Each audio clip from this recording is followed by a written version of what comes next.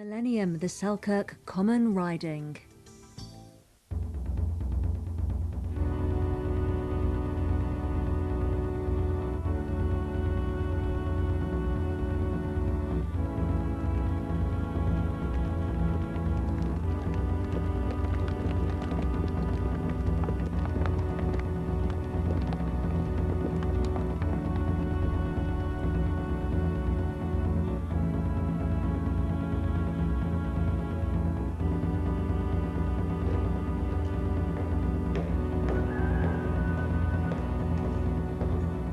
Just before 6 a.m.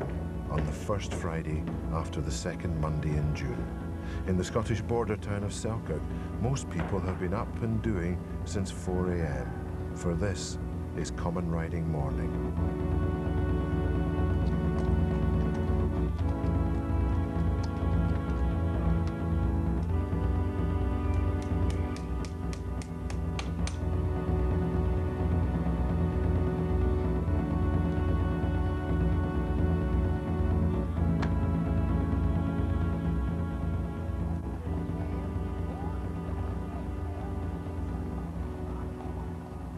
Each year, close to midsummer, the town of Selkirk celebrates itself in a unique, ancient and beautiful event.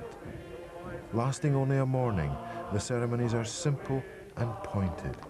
About identity, common purpose and memory, they distill nearly 1,000 years of experience in one place into the shape of a journey.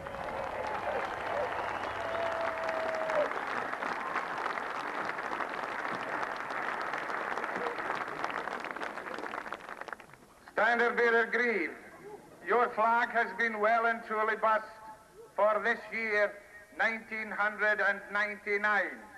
I charge you to carry it aloft round the marches of the borough lawns. And later today, after casting your colours in the market square, you will return it to me unsullied and untarnished. I give you the traditional wish, safe out and safe in.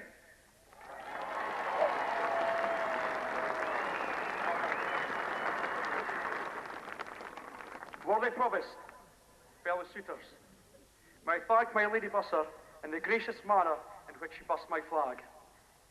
To you, sir, I assure you I shall endeavour to return this flag in the same condition that I received it, unsullied and untarnished.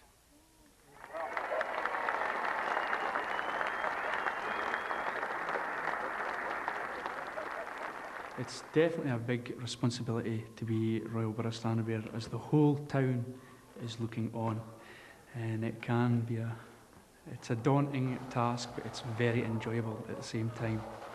Really good.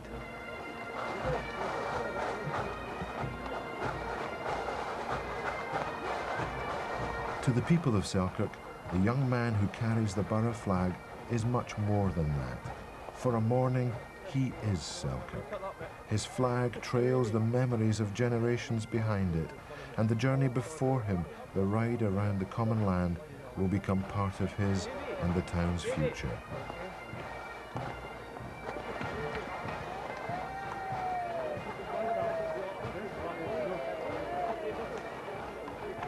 For the young man who is standard bearer, it is the crowning moment of his young life.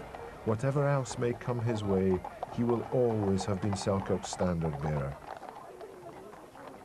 His life, the image of him on horseback in the morning, will be ribboned into the fabric of Selkirk forever. No one will forget him, and he will never forget this day.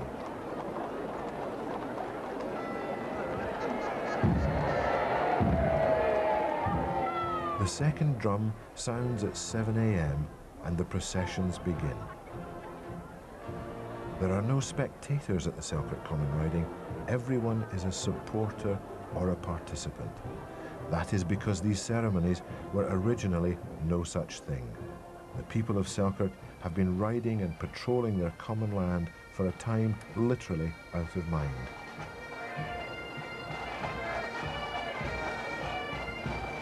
And they made these long journeys with a serious purpose at their hand. Uniquely in Scotland and unusually in Western Europe, the town has kept its common land. And it did so for a simple and brutal reason. The men and women of Selkirk fought and sometimes died to keep what they held in common. There is a powerful folk memory of these ancient sacrifices which stiffens and makes real a sense of community in this independent, thrawn, and sometimes fierce-minded little town.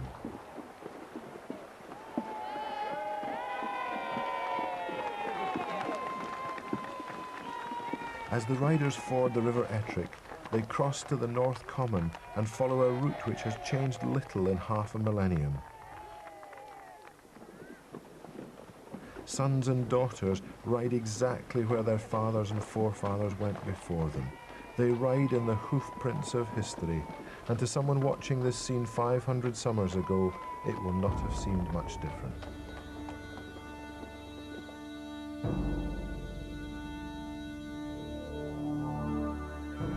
In the 1120s, David I, King of Scotland, recognised that Selkirk had common land, and between 1315 and 1536, this grew into a huge area, more than 11,000 acres to the north and to the south of the town.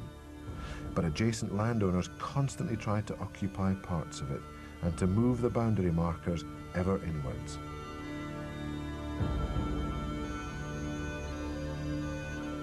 These threats gave rise to the ancient purpose of the common riding, to chase off the grazing sheep and cattle of neighbouring lairds, and to check at least once a year that the boundary markers had not been moved.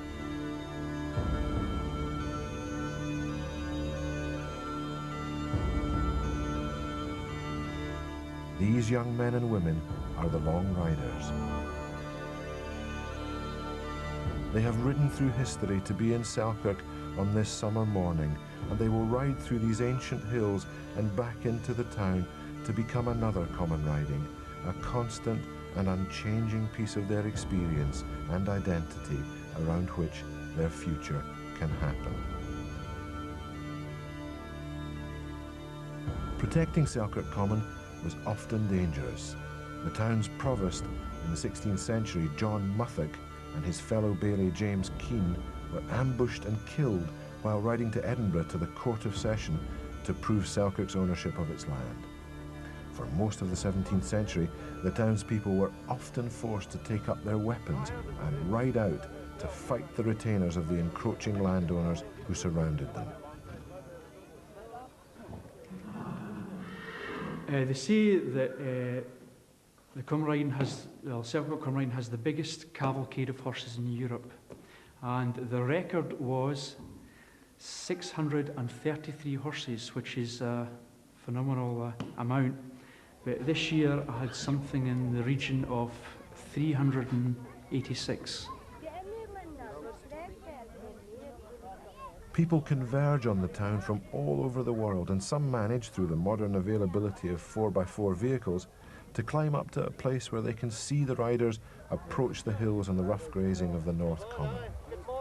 This is known as Tibby Tamson's grave, and each year the cavalcade stops here to rest and refresh itself.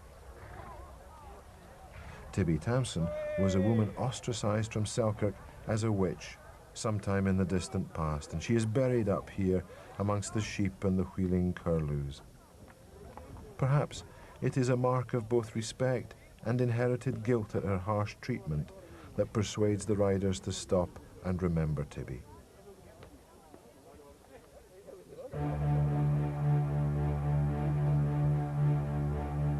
Far in the distance lies the Three Brethren, a group of cairns which marks the northernmost extent of the common. The riders snake up the long hill, taking their time and conserving their energy for the climb to what is the halfway point.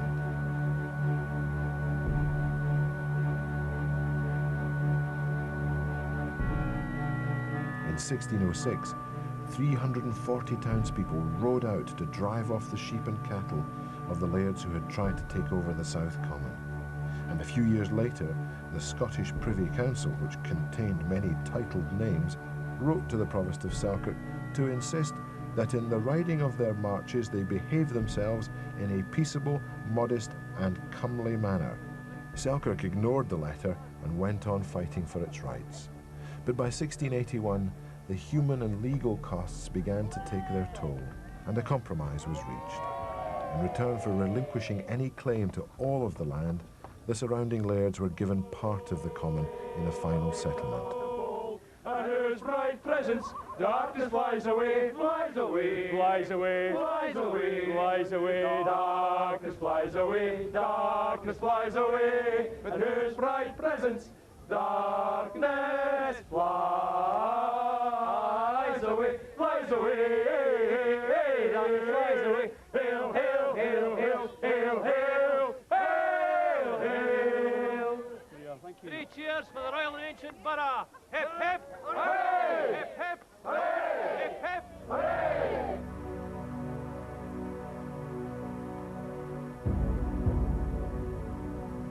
Having draped the flag over the Selkirk cairn, which stands solidly next to the cairns of two neighbouring private estates, the standard-bearer leads his cavalcade to Peatlaw and to a last gallop before they file downhill towards the town.